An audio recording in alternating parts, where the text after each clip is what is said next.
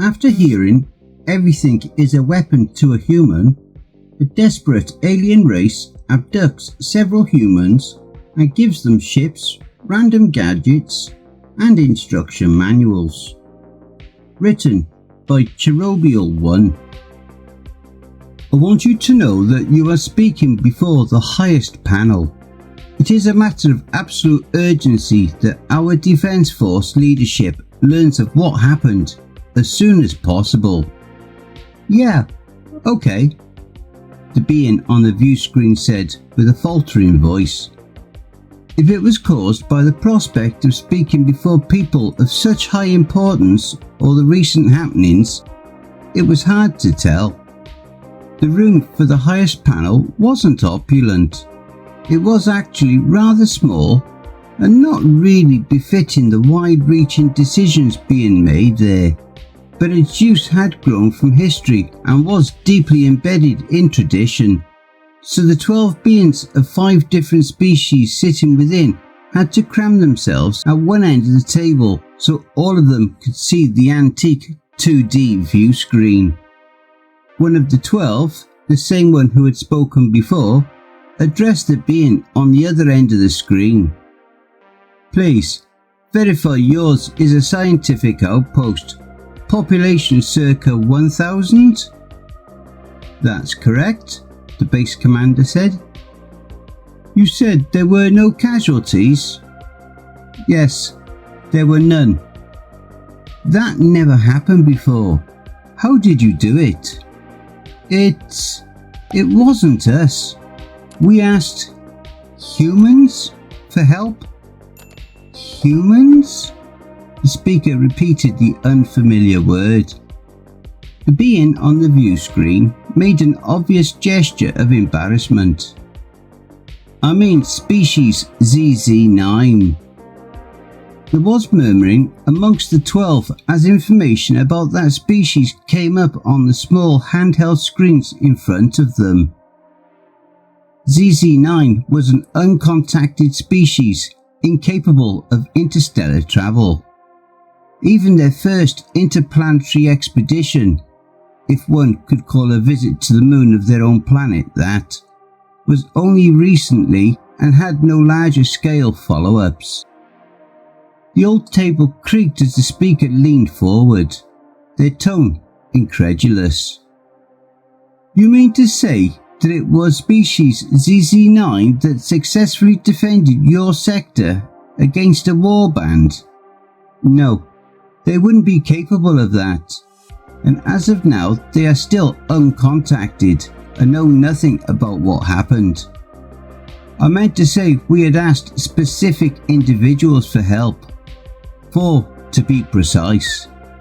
You are not making sense, someone else of the 12 chimed in. We were about to perish, or worse, to be taken as slaves. We were desperate. So we tried to exploit an extraordinary trait of species ZZ9 that we had encountered and that was reinforced in their culture to a ridiculous degree. See, they were interrupted. But you had been told to evacuate. Why did you not just leave? There were several changes of emotion displayed by the being on the screen. They remained with an expression of confusion. We had sent an emergency aid request after we had first spotted the incoming fleet. We had no means to evacuate. This revelation caused some movement as most of the 12 hastily requested details of this request onto their handheld devices. There followed a minute of deafening silence as all of them learned that their call for aid had been denied. Some officials had deemed the risk of losing whatever ship sent there unacceptable in the face of the dwindling number of military forces. Shall I continue? The base commander asked. That borderline insubordinate act ripped the attention of the 12 away from their devices. The speaker was the one to reply. Yes, explain this special trait of species ZZ9. They say that everything is a weapon to a human. This is what we utilised by sending them to an orbital debris field around Nareen, a gas giant and the third planet in our system. How did you go about that? We gave them... No! The base commander was interrupted again, though the speaker made an apologetic gesture as they continued with, "Please, start at the beginning. To which criteria did you select 4 of these humans? How did you establish preliminary communication?" The being on the view screen made a quick glance to the side and again displayed embarrassment. There was no time. The crew of the system hopper we sent to Earth just looked for individuals in remote locations, which were questioned for willingness to help. I want to add that I alone take full responsibility for his breach of first contact protocol. And you found such individuals? We did. The first few either panicked, declined, or both. They were subsequently sedated and released safely. But the crew came upon a travelling ground vehicle with 4 humans inside that agreed to the request. They were then brought back. The speaker remained silent, and one other of the 12 took the word to ask, did they not object to this monumental task? And they had no problems with learning about our existence and being brought away from their planet? The crew reported them to be only mildly troubled by their presence. I learned later that the 4 humans had held some military functions in their past and were specifically trained to cope with unexpected developments. They had also been given a brief explanation of our situation beforehand, so they knew what their help would entail. Though the crew did mention the need for sedation, as one of the 4 had to be knocked out before takeoff on the insistence of the other 3. Other than that, the group seemed to handle everything just fine, with one even reported to be very enthusiastic about the space flight. And then you brought them to the debris field? The speaker took over questioning again. No, they had been brought to the base where we handed them everything our head engineer thought could be usable to them. I will make sure to send you the full list of the tools, devices, gadgets and items the humans had been given. What they did make the best use of were the engineer helper head circlets, as these... Wait, they are biologically compatible? The expression made by the being on the view screen was one of mild frustration. Our research data shows a number of similarities in our respective species' brain psychologies.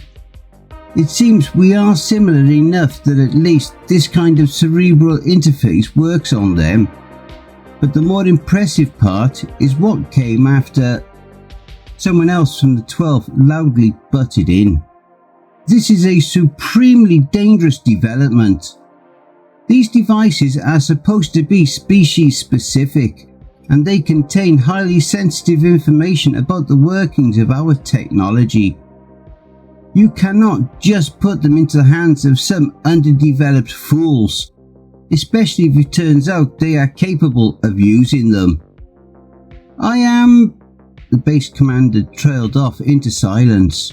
After a deep breath, they began anew. For us, it was about survival. It was also about protecting the system of the humans, as they would likely have been a subsequent target.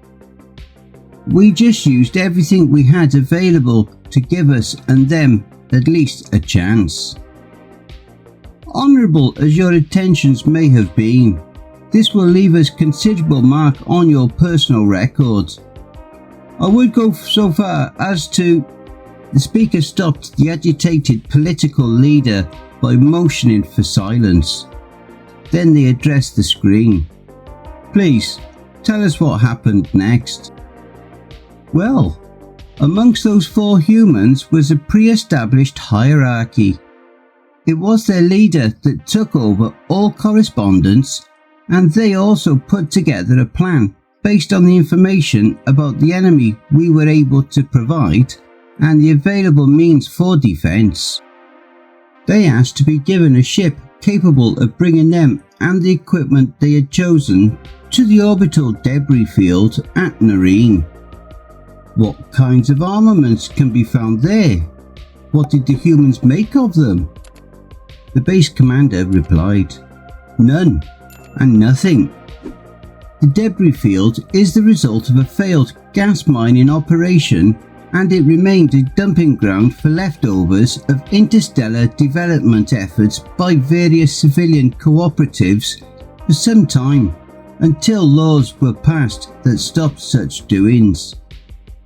The group leaders told us they weren't looking for firearms, going so far as to even refuse to take with them the meagre weaponry we offered."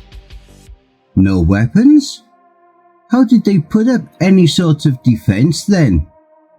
Unfortunately, I cannot say with certainty what they did exactly, nor how they accomplished to make it work, but I will tell you what I saw. They paused as they took another deep breath. With the knowledge made available by the engineers' helpers, they went on to revive an ancient long-range colony vessel in an astonishingly short amount of time. Using its resource extracting capabilities, they then began removing various subsystems from other equally deprecated spaceships. For a moment, the being on the screen averted their gaze from the camera. Their tone shifted to one of disbelief as they said, "For some reason though, through all of their scrapping work, they were broadcasting music on low-range subspace emitters.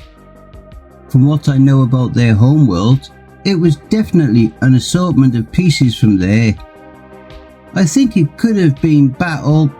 "Please do not digress," the speaker pulled them back. "Yes, sorry." They composed themselves and recounted. "We watched them rip out rift engines that were not only likely to be defective, but also generations behind our current technology. They additionally seemed to be determined to collect spent power plants and computer cores I would call nothing else but relics. All of these and more they brought into their ancient colony ship to create, well, something." The others of the 12 had been listening intently up to that point, but one then blurted out a question. "What was it? What did they make?" "I honestly have no idea. Before they finished the external refits on their ship, we lost subspace communication and thus sight of what the humans were doing. I thought at first it was the doing of the warband that had come close to entering space within our system, but quickly learned it was not, as it cleared up again. Without any idea what would happen, as we had no insight in the plan of the 4 humans, we were on the brink of falling into blind panic upon the arrival of the warband. I saw hundreds of ships dropping through the rift and nothing stood between us and them.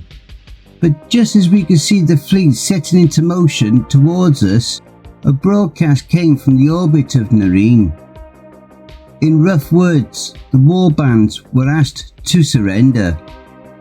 What our sensors could also pick up from there were the active signatures of some 40 spaceships. It seems the warband had noticed the same and interpreted it as the local resistance force, because they did not hesitate to change course to Nareen. Of course, there was only a single ship there. The fact became apparent when the ruse of the humans broke down just as the warband had come into close range of the gas planet. We could only watch helplessly as they, nonetheless, began pelting any larger wreck within the debris field with their heavy ordnance. Then 2 things happened at once. A massive atmospheric eruption took place on Nareen that ejected numerous megatons of gas towards the fleet of the warband, and we again were blinded by a loss of subspace communication. We did find out the cause of it as our engineers were trying to fix it. A localized subspace interference field that drowned out anything, including the pathfinding of Rift engines. This blockage was only part of the defense the humans had set up. The second part revealed itself to us much later, as the light of the happenings near Nareen finally reached us. You see, the battleships of the warband were blocked from fleeing, muted, likely very confused, and caught in a dense cloud of gas. And into their midst, those 4 humans rode in with their colony ship that was modified far beyond its factory capabilities. For my life, I have never seen a spaceship this massive move this effortlessly. We could only deduce from what we were seeing that they had been using the gas as a transmission medium for some sort of concussion attack. One battleship after the other was knocked out by the colony's proximity as it zigzagged through their ranks. But just as we broke into celebration, a small number of remaining warships recovered from their stupor and opened fire. The base commander paused, but the few seconds of silence remained unbroken. I think I should tell you why the mining mission on Nareen had failed. Amongst the lightweight gases typically found in the upper atmosphere of gas planets, Nareen had a significant amount of volatile compounds brought up by a massive stationary hurricane. Compounds that can be accidentally ignited. We saw the whole fleet disappear in what I can only describe as an immense ball of fire. After it receded, we saw the warband barely able to stabilize their tumbling ships before their exterior systems had presumably been partly melted into slag. And the humans? Someone of the 12 stammered. They are fine. We were sent a transmission just when local subspace cleared up. There was a departure through a subspace rift shortly after that, which is a feat that I wouldn't have put past that modified colony ship. So, the humans, they are somewhere out there, I guess. How did they do that? The speaker asked tonelessly, and not anyone in particular. How could they stop a warband with a single ship and come out of it alive? Another of the 12 threw in a question. Did they truly suffer no casualties? Yes, there were no dead, which is why we were still able to make another request for emergency aid. What? Why? The being on the screen waved their arms. Because while we were able to take them in, we cannot possibly accommodate some 3,000 refugees. What are you talking about? The warbands. They surrendered. It's why we won. The speaker didn't manage to finish the sentence as they asked. So, when you said no casualties... Yes, I was talking about both sides. I am fairly certain the humans were very careful to only use non-lethal means to disable the warships. But we do now have a large number of people here that are begging to stay planet-side, as they claim to be scared of space. So we need supplies. 2 of the 12 tried and failed to say something, and one other kept staring wordlessly. Finally, the speaker broke the silence and weakly asked, "Can you put us in contact with those humans?" "I think so." The base commander held up a piece of paper in interview. "In their last transmission, they told us we were to ask them for help if we or someone we knew came under attack again. They gave us a string of numbers that made up this value here. Apparently, That is the key to identifying them within some communication system used on their planet. Did they say anything else in that transmission? Well, they thanked us for the stuff we gave them, and then the group leader said something about having great fondness towards a plan that comes to fruition. I'm not too sure about my translation though.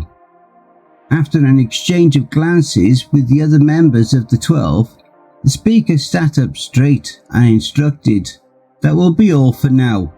We need to go over this new information and will most certainly get back to you with more questions.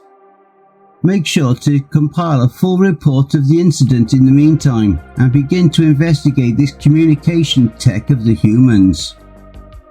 Consider your supply request granted.